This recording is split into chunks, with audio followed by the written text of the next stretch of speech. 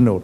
So instead of being dependent on government for land and other things and fiscal incentives and things like that, if government just invests, promotes a place, and then after that allows people to come and buy land, helps them getting it converted, helps them get proper FSI, and do not dabble into the procedure when the construction is actually happening, then that itself is a big favor. And that is what we do in Gujarat. Ashish, I know you've had a long history in the tourism sector, and you've promoted tourism in Kerala through joint ventures and other means.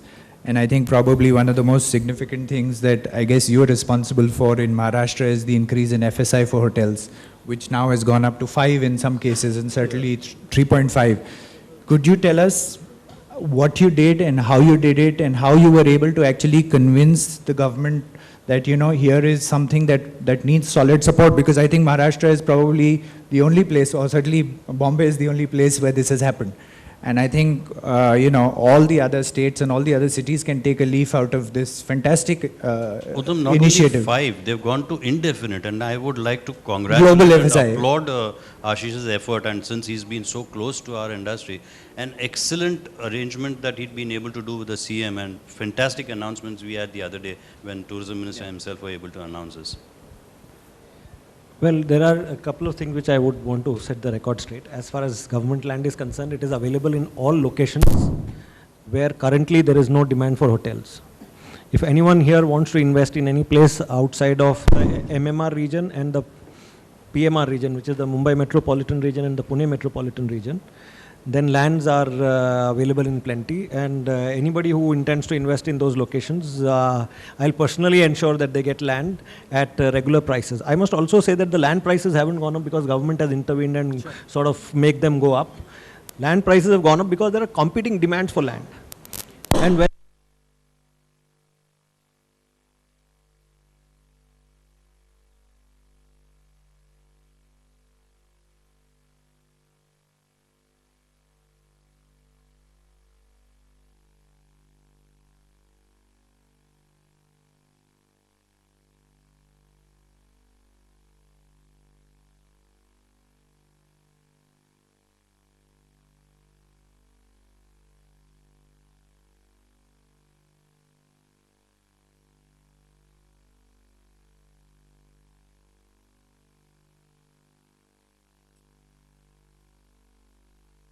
automatically keeps the FSI a little higher in Maharashtra. I'm sure in other cities also, if the demand is so high and land becomes as scarce as it has become in Mumbai, they will also be able to address the FSI issues. In fact, if I'm not mistaken, in states like Andhra Pradesh, there is no FSI limit anyway.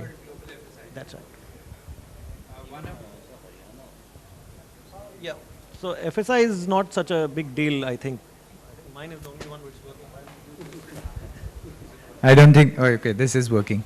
One of the other things that Maharashtra has done, which may be of interest to the audience, is that historically, those of us who have invested in Maharashtra know that, you know, while you may have FSI of 2, in reality you got what we call loading, which was equivalent to 50% more through a variety of, if I can call it, manipulation of the regulations, fungible FSI, etc., etc. One of the good things that Maharashtra has done is that with this increase in FSI, they've actually simplified the regulations and made them, I guess, more crystal clear, so that, yeah, fungible has come in now, but the, you know, so the interpretation of FSI has in a way got cleaned up. Can I turn to Mr. Mitra for a minute and just ask that, have you got a specific coastal regulation, coastal zone management plan where you're trying to address these CRZ issues? I think I'll take this.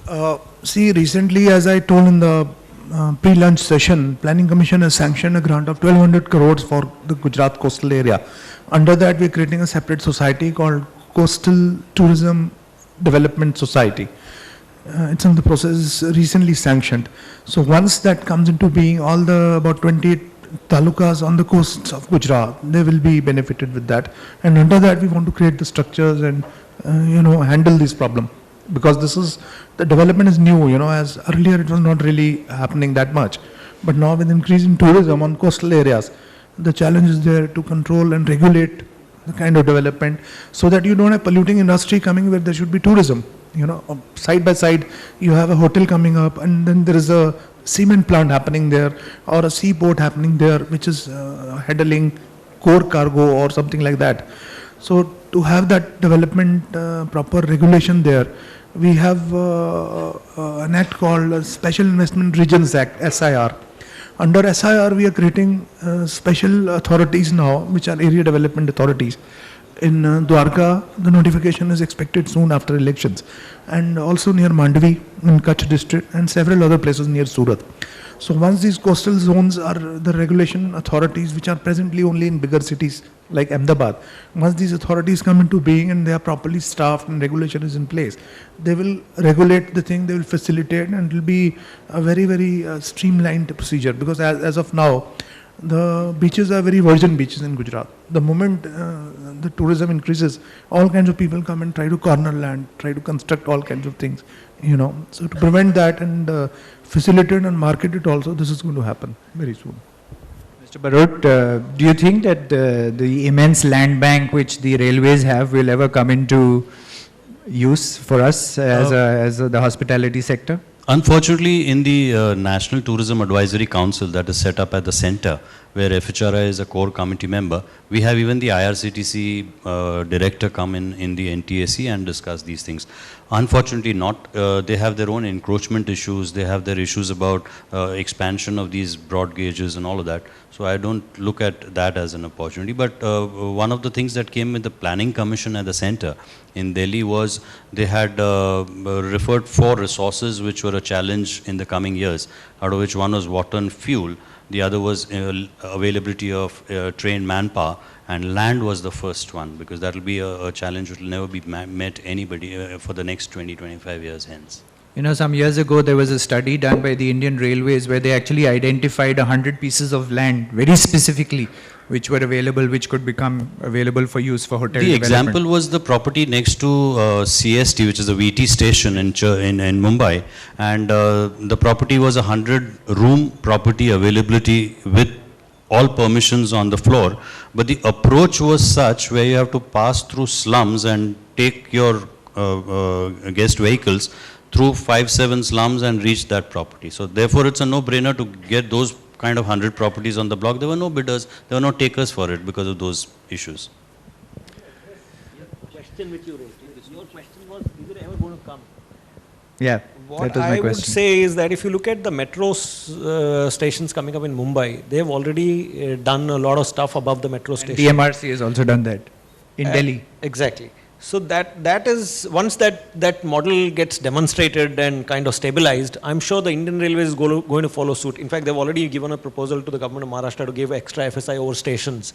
And there have been some new designs of stations wherein the roofs of the stations are the access points for the station itself, thereby making the accessibility to the station so much more better and easier. And I think it's only a matter of time when the metro model starts getting reflected in the Indian Railways too. Mr. Singh, do you think that you will adopt some of these public-private partnership models in your strategy as you go forward? Actually, I was talking to him just while you were discussing regarding coastal zones, etc. In Madhya Pradesh, in a very short span of time, we are going to have our one meeting of State Tourism Promotion Council, where all the groups like yours, FHRAI and others, they will be, they are the ex-officio members. Honorable CM will preside that meeting. So we will declare some of the areas in Madhya Pradesh as a special tourism zone. I have also identified around 10 basic properties, basic land patches. Some of the patches, there are 2 patches, 200 odd acres for international class golf course, 5-star hotel, say water sports related activities and others. Then there are 3 patches where you can get big water body, and then 1 island at a place which is around 200 acres, 1 island at a place which is around 100 odd acres, and there is 1 more island. So we are moving forward in directions where we can attract new kind of activities in Madhya Pradesh, apart from being the tiger state of India. The third thing we want to do that in places like Indore, where big companies like TCS and Infosys are going to move, but they have already taken up the land and they have declared those areas as special economic zone. So we are trying to promote the hotel industry and some other activities, say conference halls, all these things, convention centers, all these things are going to be promoted in bigger cities like that. So we have identified around 3 patches of lands in Indore. So these will be there for the auctioning, for bidding, any time after 20th of September. What we are trying to do is to decide if there are bids, we will decide before 28th of October 2012, because Madhya Pradesh is going to have one global investors meet in Indore on 28th, 29th and 30th of October 2012. So we are moving in that direction, where we will try to complete some of the projects before that investors meet. So you will get big opportunities, declared special tourism zones, declared policies of the government, where you will get support for even for heritage hotels, you will get support.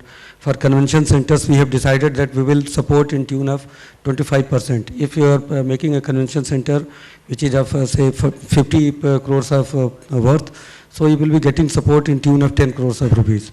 So these are the new for budget hotel also and for other luxury hotels. So we are going to support on almost all the issues which have been raised. So these are the issues we are moving fast.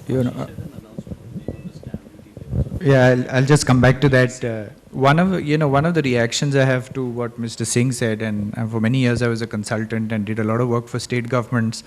Unfortunately, most tourism projects are very long gestation, and the reality is that they don't give an investor the kind of return that would make an investor invest.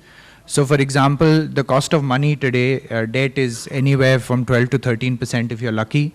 The cost of equity is somewhere in the region of 15%. And there are virtually no tourism projects which would give you a return of 12, 13%. That's the reality. So that means there's no value, economic value addition that is taking place, that can take place in the hotel sector. And I think state governments have failed to realize that they need to make a set of incentives available which allow investors to actually come in. In fact, Andhra Pradesh is probably one state which did that successfully, because they were able to set reserve prices which made sense for an investor to earn something more than 10, 12% and thereby pay the state back. So I think this is one of the challenges that is there. So I would only request that when you look at tourism projects at your state level, just look at and get an unbiased feasibility study done, saying what is the actual return and what are the special incentives that are necessary. And this whole concept of viability gap funding, which the government has done certainly for roads and ports and so on, I think it needs to come into the tourism sector, because most tourism projects will not give you that 12, 13% return. And very specifically talking of convention centers, you mentioned 50 crores. The reality is an average convention center costs about 200 crores. And the average return, you'll be surprised, on a convention center is somewhere between 3 and 5%. So why will anybody invest in a convention center? Which is why state governments across the world invest in convention centers, because it's not the spending on hotels or on the convention center, but it's the people visiting, using taxis. 50% of the spending is on shopping, tax revenues, etc., etc. So, yeah. Still working. Yeah, okay. Convention centers particularly, I would rate them as part of public infrastructure, which governments have to do it. We have done in Gandhinagar near Ahmedabad, one of the largest in the country today, which can seat 6,000 people. It has been at government's own cost. And as a result of that, so many new hotels are now opening up around that in Gandhinagar area. Other than that, so far as governments are concerned, I think once the hotel sets up or a resort or something like that, government must provide connectivity to that. Things like roads and all that. Even far off resorts, people set up far off resorts and then they look for connectivity, which we need to do. And that is where the role of government is very important. I think instead of asking for direct incentives or for subsidizing the cost of a project, which is very, very difficult under any system, if you ask for these peripheral facilities, that will be very good, much more feasible. Will we ever see a single window become a reality? for approvals? A lot of Because it windows- takes anywhere from 6 months to a year and a half to get approvals today. A lot of With 100 windows- approvals for every hotel A project. lot of windows inside the window which we need to close as governments, that's what we need to keep many departments off. That's a big challenge even for us. I think one of the things that you've done in Gujarat is at least you have some kind of an escort service, investor escort service. Yeah, we have good but stock. which I think other states would yeah. do well to follow. Yeah. But I mean, my view is that, I don't see single window ever becoming a reality. No, It's, we have created an organization, sort of, just the fad of single window being tom-tommed about everywhere. What we have done is we set up a separate organization called Gujarat Tourism Opportunities Limited. It's a private sector company.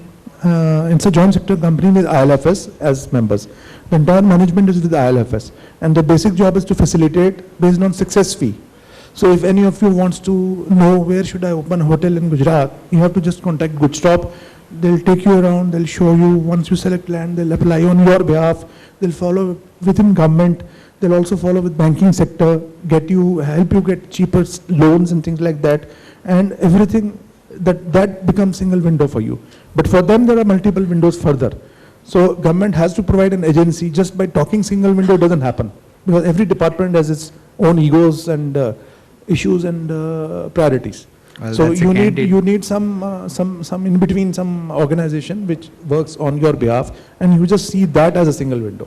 That's what we try to do. Mr. Barot, aside from all the other activities that you undertake as a federation, one of the challenges that we have as investors and developers is, aside from challenges on financing and so on and so forth, is the absence of urban infrastructure. So for example, you don't have water supply, you don't have electricity supply, and just to give an example, we just opened a hotel in Bangalore where just getting a water connection, and this is official payments, was 2.5 crores just to get a water connection.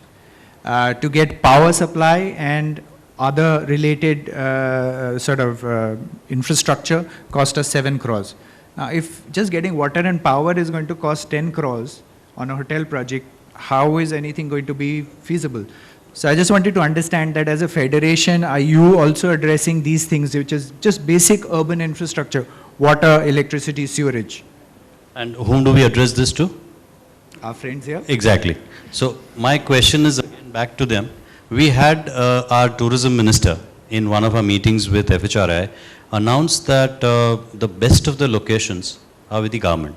So if you see any of the Sarkari offices or any of the collector kacheris or anything, they'll be in the best of the locations, with the best of the infrastructure, with the best of the facilities of water. And they'll always be in an excess of whatever you need. Now, the possibility of turning those into models which create revenue, the minister said, "Aap vertical kyun nahi chale jate?" Which means take the Sarkari kacheris and all of those right at the top or at the bottom and put your hotel projects in between. So I, as a government, don't require permissions that you private sector guys need. I'll go vertical, put all my offices still in that same location, but that beautiful infrastructure that you get for the water and the drainage and everything comes automatic to you because a kacheri guy is sitting right on top of you. In fact, that's a fantastic model, and just to cite some examples, internationally, across the world, there is a very popular model which is to take government buildings as well as what I would call social infrastructure, so things like colleges, sports stadiums, etc., which all our cities have, and actually do a public-private partnership model, because you have tens of acres that a sports stadium has, or that a college in the city has. You just need 1 acre or 2 acres to set up a tourism project, and you can do an excellent PPP model on that. So that's something that there are maybe incentives Mr. Singh can look at in his policy. by the government also. I don't know why Ashish is bored out of this convention for 3 days. He's listening to the same story and he said, I don't want to again say this. But the Chief Minister of Maharashtra has come proactive and said, if you take any kind of public-private partnership with our MTDCs, we'll waive the entire stamp duty. You should have been shouting about it, Ashish.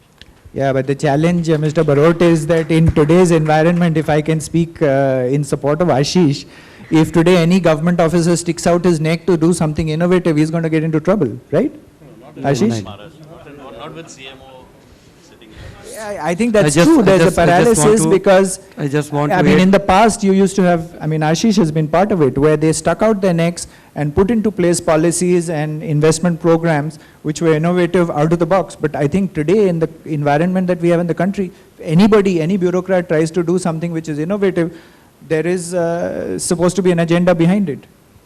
Ashish?